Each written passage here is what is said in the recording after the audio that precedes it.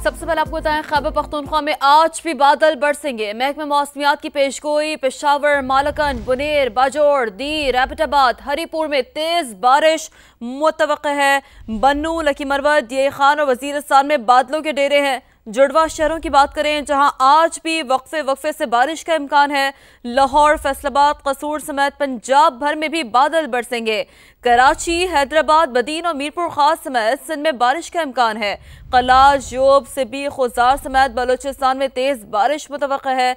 कश्मीर और गिलगित बल्तिस्तान में मतला अबर आलूद रहने के साथ बारिश का इम्कान मौजूद है। तो मजमूई तौर पर मौसम की सूरत हाल आप तक पहुंचा रहे हैं। खैबर पख्तूनख्वा में आज भी बादल बरसेंगे, महकमे मौसमियात की ये पेशगोई है। स्वाबी भर में रात से बारिश का सिलसिला जारी है। नदी नालों में तुगयानी के बायस टोपी बाजार खोड़ में सैलाबी रेले में कार बह गई है। इस हवाले से ये विजुअल्स आप देख सकते हैं, मनाजर आपको दिखा रहे हैं। रात से बारिश जारी है, नदी नालों में तुगयानी है। टोपी बाजार खोड़ में कार सैलाबी पानी में बह गई। पानी नशीबी इलाकों में दाखिल हो गया है और जिसकी वजह से बिजली का निज़ाम मुअत्तल हो चुका है। मुनेर पीर बाबा की तहसील हेडक्वार्टर अस्पताल में अब भी सैलाब के बायस जांबाक अफराद की लाशें लाई जा रही हैं। जांबाक अफराद में मुतादिद खवातीन और बच्चे शामिल हैं। MS डॉक्टर इम्तियाज के मुताबिक अस्पताल में इमरजेंसी नाफिज है। समा के नुमाइंदे शहाबुर रहमान से गुफ्तगू में उन्होंने मजीद क्या बताया, आइए जानते हैं। जी देखिए, मुनीर में इस वक्त इमरजेंसी नाफिज है और रेस्क्यू ऑपरेशन भी जारी है। लोग अपने जितने भी लवाहिकीन हैं उसको तलाश में लगे हुए हैं। मेरे साथ इस वक्त पीर बाबा THQ अस्पताल के MS डॉक्टर इम्तियाज साहब मौजूद हैं। उनसे तमाम तर तफसीलात के हवाले से बात करते हैं। कितनी लाशें यहाँ पर लाई गई? हालात तो जो हमने देखे, हमारी आंखों ने देखे, जहन में नक्श हुए। ये मेरे मेडिकल कैरियर में फ़र्स्ट टाइम इस तरह लाशें आई, स्पेशली बच्चों के और ख़वातीन के, कि उनके मतलब जिस तरह लाशें थी वो बयान का अल्फाज में बयान करना मेरे लिए बहुत मुश्किल है। लेकिन जो हालात हम 3-4 दिन से गुजर रहे हैं, अभी भी हमने इमरजेंसी अलर्ट है और लाश अभी भी कल रात तक 13 लाश हमने रिसीव कर दी। इसमें ज़्यादातर बच्चे, ख़वातीन हैं। तो अब हमारे टोटल डेटा जो है वो 116 डेड बॉडी अभी तक पहुंची है। उनका ये भी कहना है कि इस अस्पताल में नहीं ही सिर्फ बल्कि जितने भी इलाके हैं वहाँ पर ज़्यादातर लाशें जो हैं वो ख़वातीन और बच्चों की मिली है और अभी भी हाई अलर्ट है और मुख्तलिफ इलाकों में अभी भी बारिशों का सिलसिला जो है वो जारी है। जी, अपडेट के लिए शुक्रिया आपका। सवात के बालाई इलाकों में दोबारा बारिश का सिलसिला शुरू। नदी नालों में तुगयानी आ गई है। सैलाब मुतासरीन की मुश्किलात में इजाफा हो गया है। पुलिस एहलकार भी लोगों को पानी से दूर रहने की हिदायत करते हुए नजर आ रहे हैं। मजीद बता रहे हैं समा के नुमाइंदे सैयद शहाबुद्दीन। जी शहाबुद्दीन, बताइए। जी, स्वात में 15 अगस्त को शदीद बारिशों के दौरान सैलाब आया और तबाही मचा दी। अब दोबारा बारिशों का सिलसिला शुरू हो गया है और हम देख रहे हैं कि मिंगोरा शहर के वस्त में बहने वाली नदी के बहाव में दोबारा इजाफा हो गया है। एक तरफ मुतासरीन इमदादी कार्रवाइयों में मसरूफ है, अपनी मदद आप के तहत सफाई कर रही हैं। इंतजामिया की जानिब से भी बाज़ मुकामात पर इमदादी कार्रवाई जारी है। यहाँ पर पुलिस मौजूद है और लोगों को हिदायत दी जा रही है कि वो पानी से दूर रहे। सैलाब के दौरान 18 अफराद जब बहक हुए हैं, 222 के करीब मकानात तबाह हुए हैं, दुकानें, मार्केटें तबाह हुई हैं।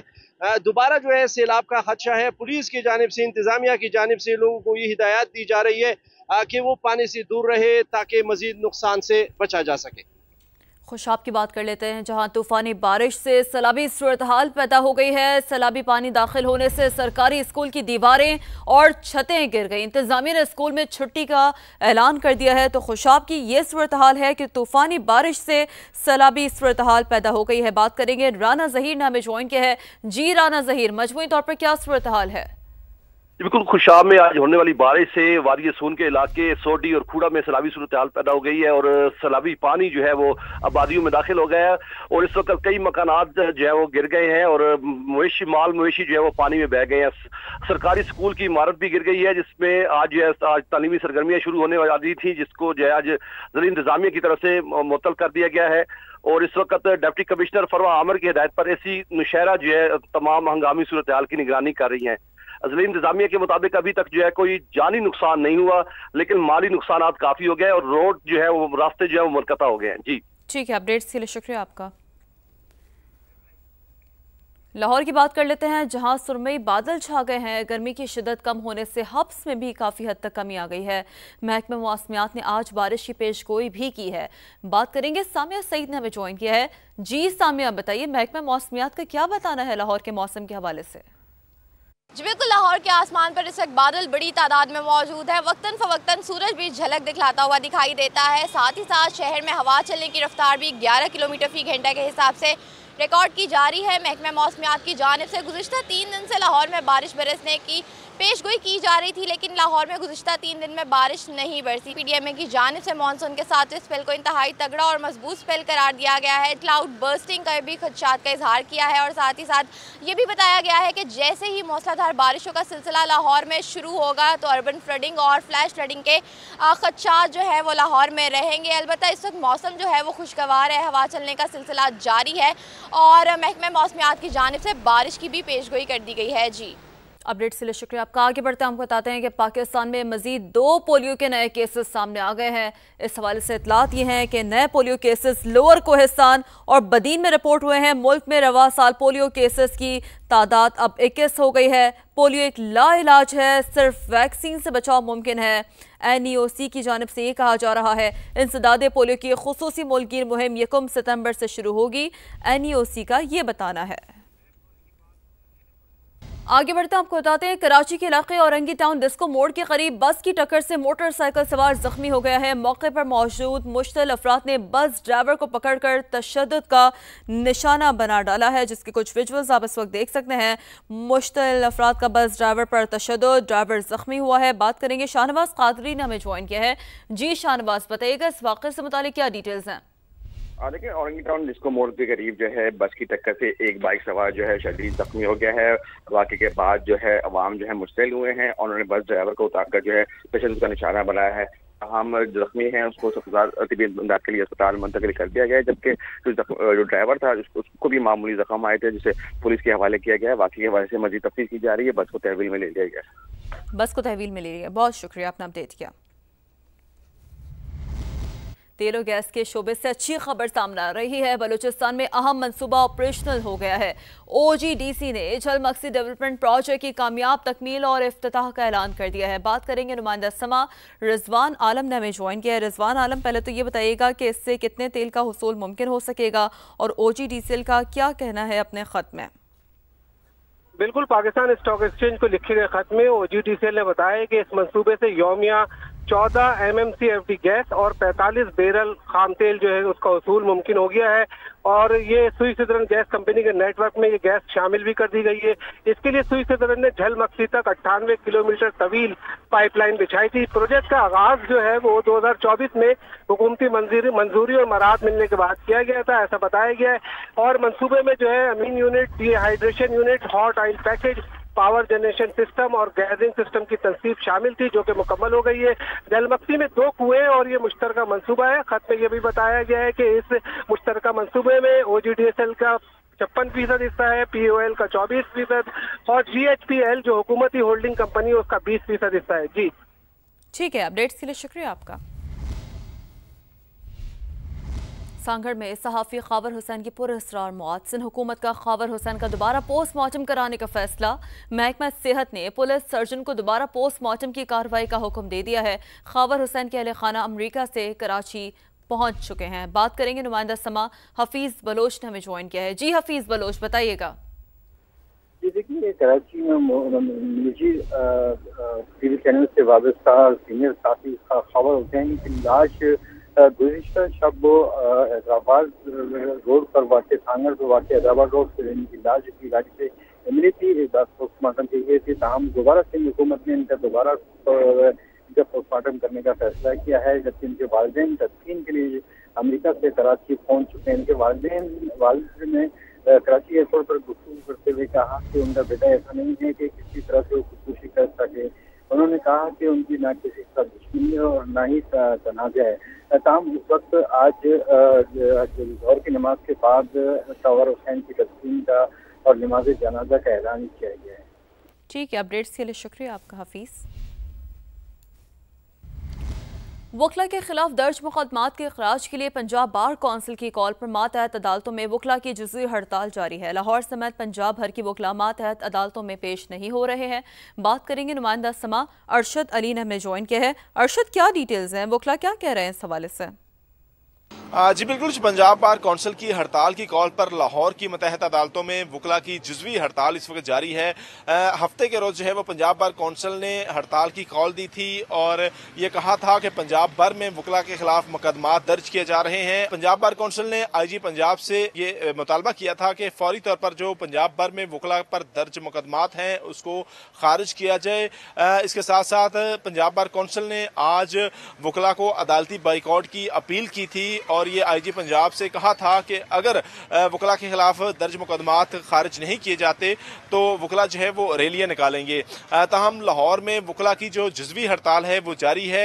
अहम केसेस की समाअत जजेस साहबान अपने चैम्बर्स में कर रहे हैं। ताहम दो दीगर केसेस हैं उसमें जो है वो उनको बगैर कार्रवाई मुलतवी किया जा रहा है। जी, अपडेट के लिए शुक्रिया आपका। सुप्रीम कोर्ट में समाअत के लिए कौन से मुकदमात तरजीह और किन मुकदमात की जल्द समाअत के लिए वकला दरख्वास्त देने के पाबंद हैं?